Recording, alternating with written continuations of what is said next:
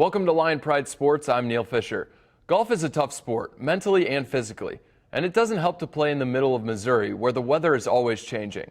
But the Lindenwood men's and women's golf teams have been handling the clubs very well over the last few years. Today we'll have the chance to talk to both coaches. Joining us now, the women's golf head coach, Abby Weber. Coach, how are you doing? Good, thanks. The team has done a great job so far this spring. What has led up to that success? The girls, we just came off of 2 tournaments over spring break down in Arizona. The girls took second place at the first tournament, and they won the second tournament coming from behind after the first day. We've, over the last few years built a pretty strong program, and luckily we have 4 girls that, that bring some senior leadership to the program, and we're just kind of going off of that.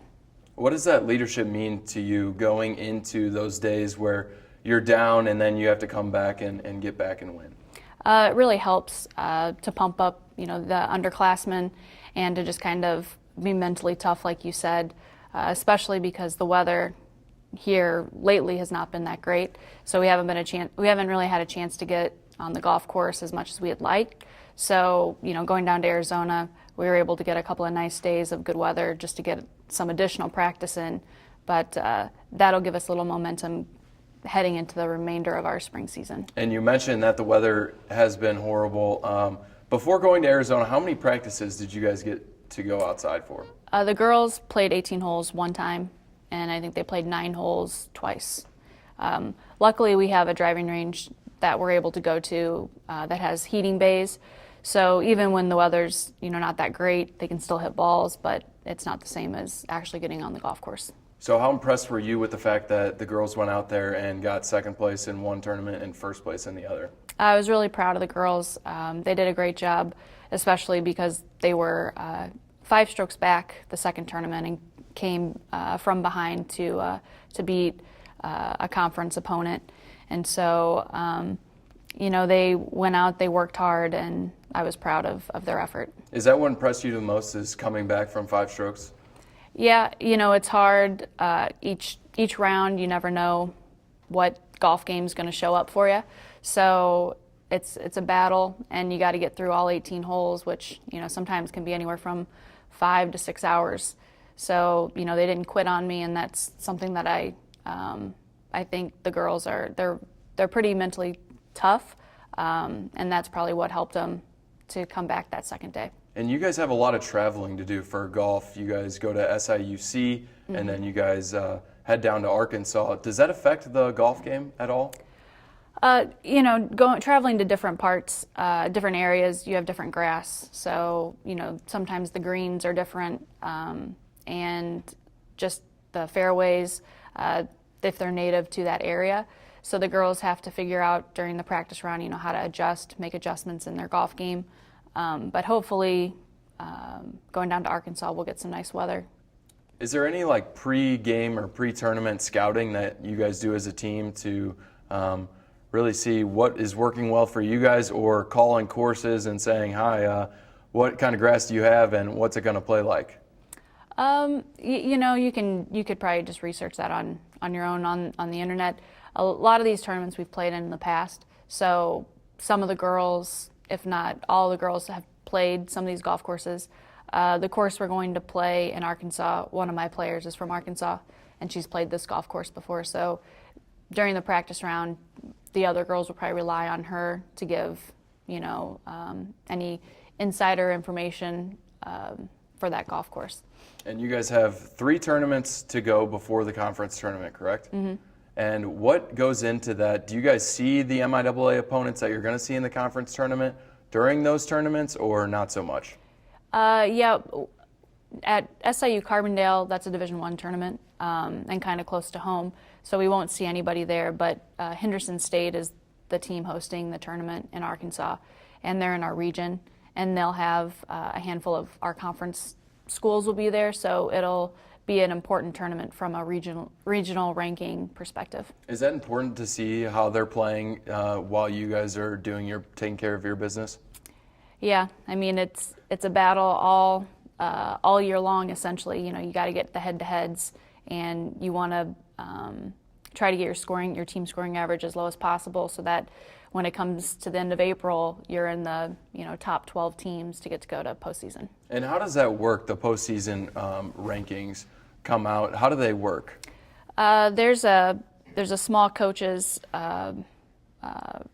regional ranking committee, and they put all the stats together, head-to-head, scoring average, and they kind of rank all of, I think, currently in our region, there's, I think, around 30 to 35 schools, and so they just kind of stack them, and then they have representation from each of the conferences that give their input, and so you just want to make sure you're in the top 12, because that's the way that you get the invitation to that regional tournament. And you guys in the program at Lindenwood has done a phenomenal job of getting to that tournament the past couple of years. What does that mean to you? I know you played at Lindenwood, so what does that mean to you to be able to coach a team that can go to the tournament?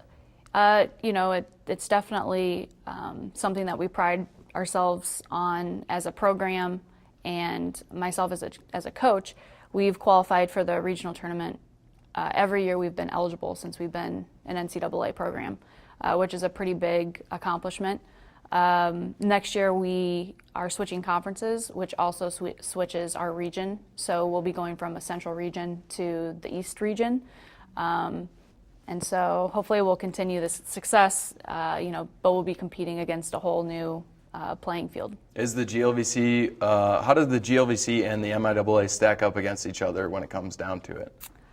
Well, the GLVC currently has 2 schools that are probably in the top 10 in the country. So they're really competitive, probably not as deep from a competitive level, whereas the MIAA has a lot of good schools, but not, the top of nationally ranked, I guess I should say. So who is going to be the toughest test for you guys when you get down to the conference tournament to take on? For the MIAA? Yes. There's probably about 6 teams that all have a good shot of winning the conference tournament. So it'll just be which girls showed up to play for those 3 days. So it's just all up for grabs. There's 6 teams in the middle of the pack, and just all really good teams. Yes. That's awesome. And we're playing a different golf course, a new golf course that we've never played before. So it really is, it could be anybody's championship. So do you guys, the night you get there, go to the course and prepare, or is it more of just the practice round you prepare and then? Just the practice round.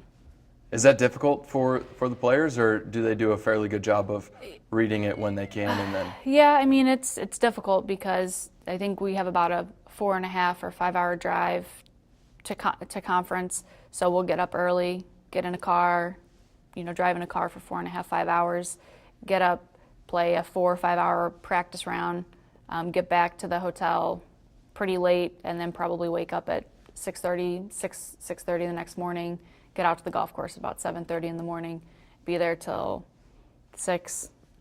So that's for 4 days. It's like that. Is there a way of relaying, so if one group tees off and then one group tees off later, of relaying where the holes are, where the pins are located and stuff like that? That's probably pretty difficult because you only have 1 or 2 coaches, and all the girls will go off in order. So typically the coaches will station at par 3s, and that you just try to, contact all your, have contact with all your players to kind of see how they're doing. So if you're in the last group, you usually have an advantage because all the other girls have gone before you. So you should know what club to hit, which way the ball's going to break when you putt, those kinds of things. But is there a certain way you stack up which players go in what order? Typically it goes 5, 4, 3, 2, 1. Okay. So, and then that's just based on, the level of the player. Okay. So going into SIUC, what do you guys have to work on from Arizona? I know Arizona was good, but what do you guys have to work on the most? Short game. Again, the weather's not been very, very good to us the last couple of months. So short game, putting, chipping, it's all based on feel and repetition. And we haven't really had a chance to, get that feel back from our playing in the fall. So we have nice weather this week. We're going to spend a lot of time on the greens and working on our short game because we lost a lot of strokes, probably just in 3 putts and not getting the ball up and down. How difficult is that to play that fall season and the weather's fairly nice, and then to take that long break and then come back out in mid-March and compete? It's definitely a completely different season. You'll have a lot of schools that are playing really well in the fall because a lot of their players come in hot from playing all summer, and spring golf is a completely different animal.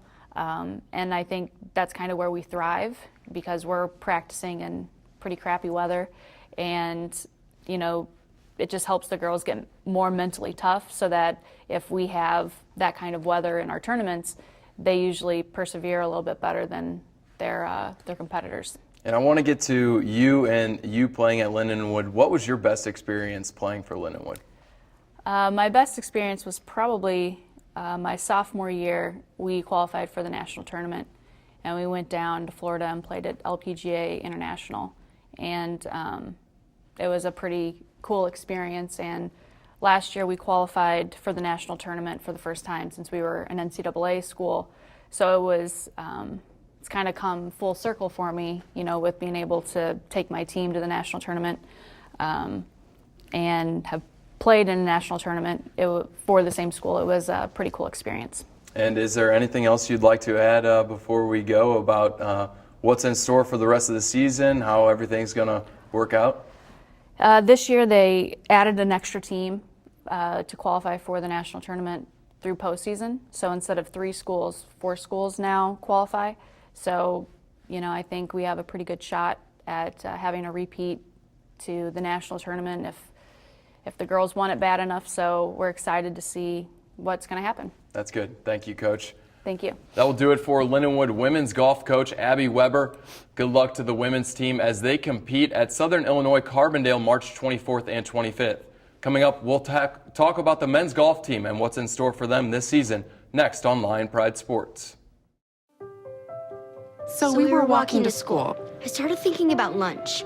Mom packed me turkey and cheese. She's I really smart. want cheese pizza. Sometimes her mind wanders. We should have a sleepover. I remember saying, Laura? I think I heard Mom say something. The sign says don't walk. Sometimes it's so overwhelming. I really hope she doesn't I have really another hope I bad don't day have at another school bad day at today. school today. When you can see learning and attention issues from their side, you can be on their side. Go to understood.org, a free online resource with support and tools to help your child thrive.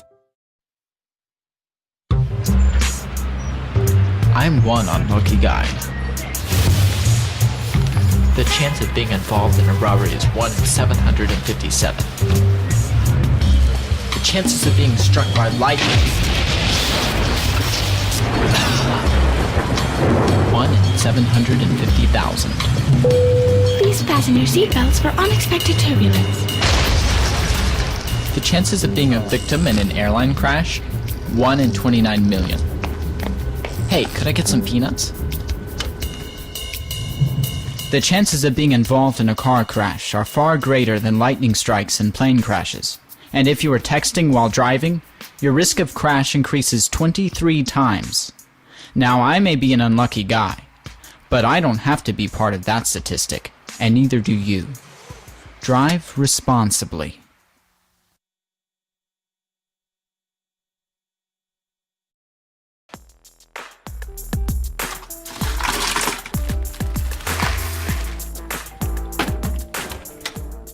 Thank you.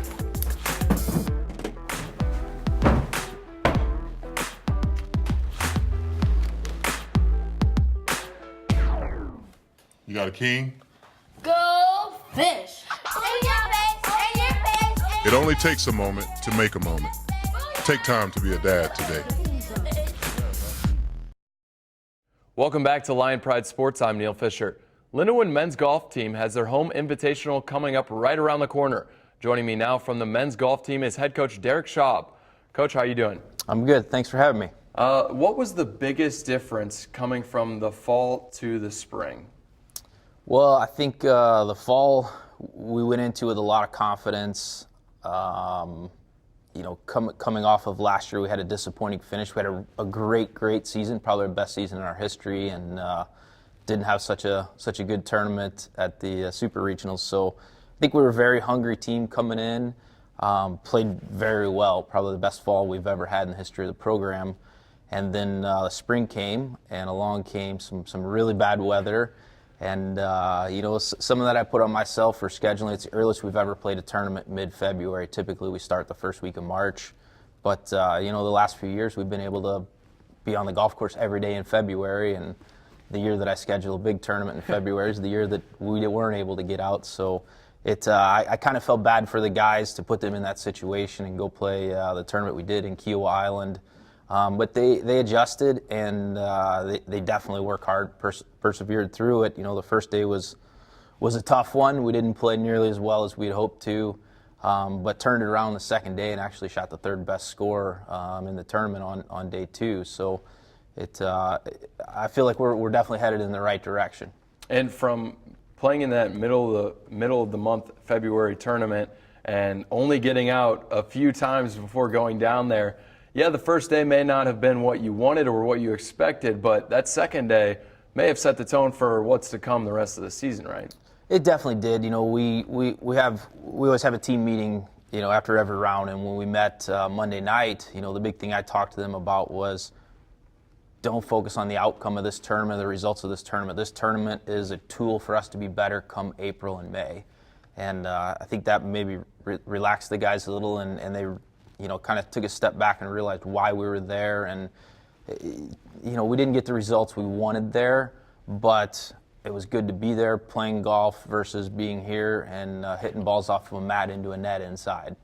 Yeah, I mean, it had to be a great learning experience to play against other guys and see other people competing out there against them and have that competition aspect growing and not just hitting the ball as far as they can or trying to just chip it in off the green right next to them. Yeah, it definitely, I think, helped the guys mentally because, I think guys were kind of starting to get down with the weather. So it was nice to get out, decent weather.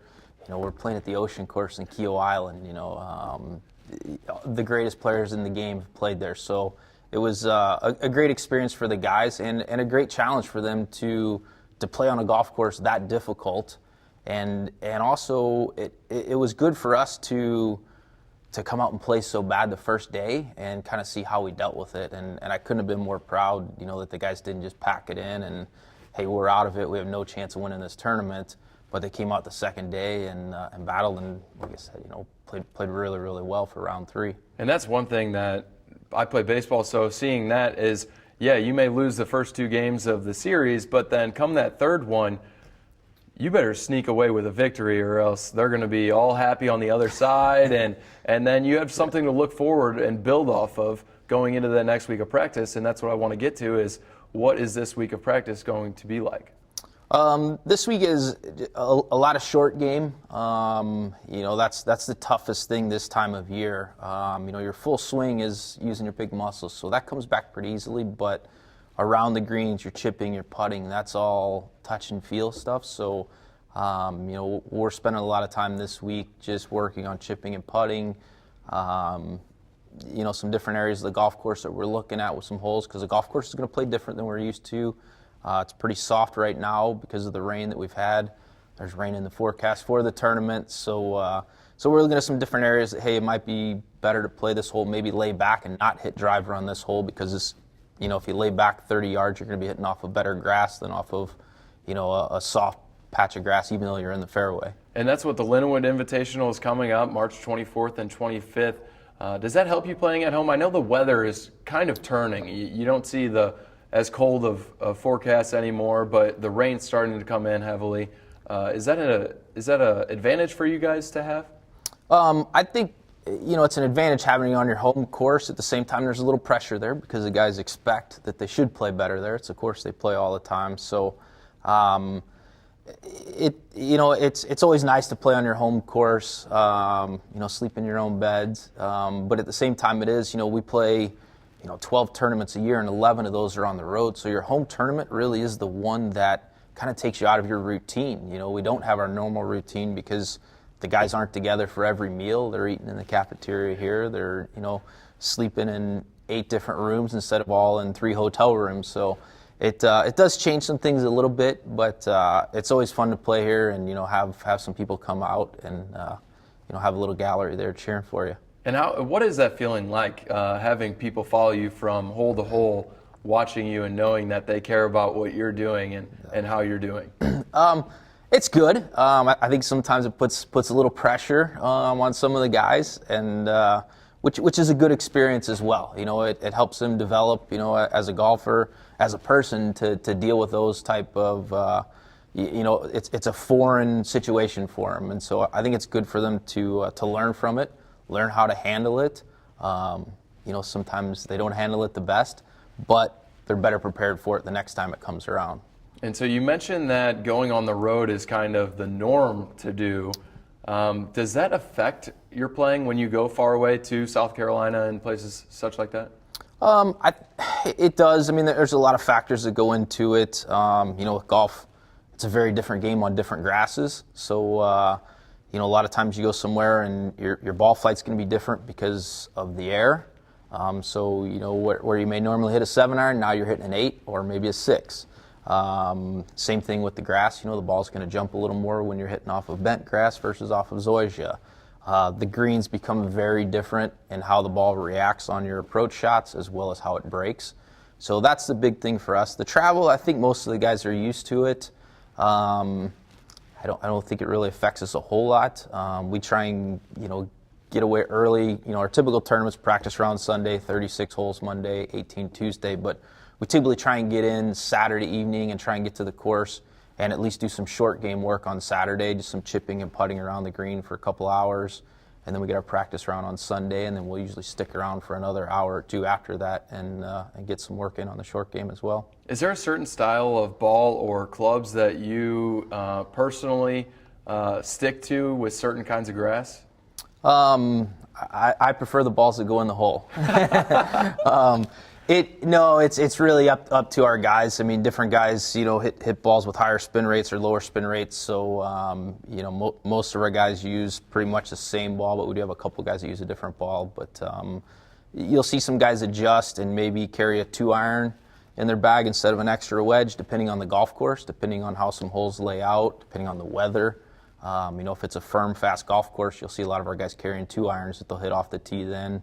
But if it's going to be soft, like we're looking forward to next week, most guys will be just going with a 3-iron and add an extra wedge in the bag. And that's what, looking forward to the Lindenwood Invitational. What are you expecting for that tournament and with all the other competitors coming in? It's going to be a really competitive tournament. There's a lot of teams right now that are really close and battling, in our region for those top 10 spots to make it to the regional tournament at the end of the year. So I think it'll be very competitive. I think you'll see a lot of teams grouped right there at the top together.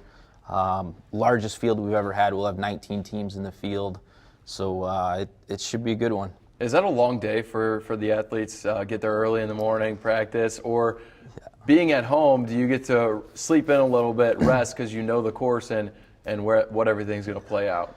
No, it's a long week for us.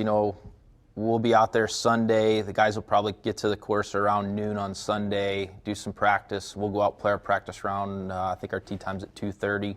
So we'll be at the golf course until probably about 7:30, 8 o'clock. By the time they get back to campus, it's 8:30, 9 o'clock. Hopefully get to bed quickly. And then, Monday they'll be at the course at 6:30 in the morning. We tee off at 8 a.m., so they'll be there at 6:30 hitting some balls, getting warmed up. 8 o'clock, we probably won't finish until about 7 p.m., 7:30 on Monday evening. So then it's back to campus, team meeting, hit the beds, and back out there for 8 o'clock start on Tuesday as well. So moving forward, you don't have that many tournaments remaining, but how do you guys look forward to conference? Do you look forward to it at all, or do you just focus on the Lindenwood Invitational's coming up, and this is the one we're playing, and this is what we're focusing on now? Yeah, I think it kind of varies from year to year. A lot of it has to do depending on where you're currently ranked. Right now we're ranked pretty well in our regional rankings, so I feel pretty comfortable that we should be a lock to make the regional tournament this year. So we're preparing now more long-term versus immediate at hand. Obviously, we want the results. Our home tournament, you always want to take care of business there. But, we're not rushing preparation. Like, we have to have everything intact for this. It's a process, and the big thing is to make sure we're at the top of our game come April. Conference championship tournament will be a big one for us. The week before that is our last conference tournament of the year.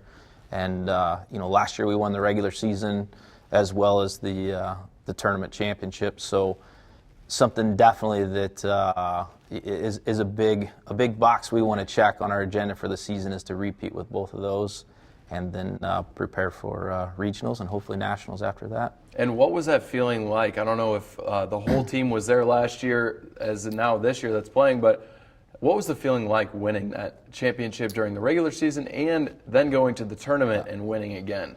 It was pretty special because the championship tournament, actually you accumulate points, and so that tournament actually, those points count for the regular season as well. And going into it, it was a long shot for us to leapfrog some teams. We had to hope some other teams didn't play as well, and fortunately some of them didn't, fortunately for us. And we took care of business, so it was kind of unexpected, and we knew we had to come up with something really special. So it was awesome as a team, and then the individual awards we had, with Marcus Lindgren winning the conference championship as an individual and Yente clinching the Player of the Year was that's great. Just icing on the cake. That's great. Thank you, Coach.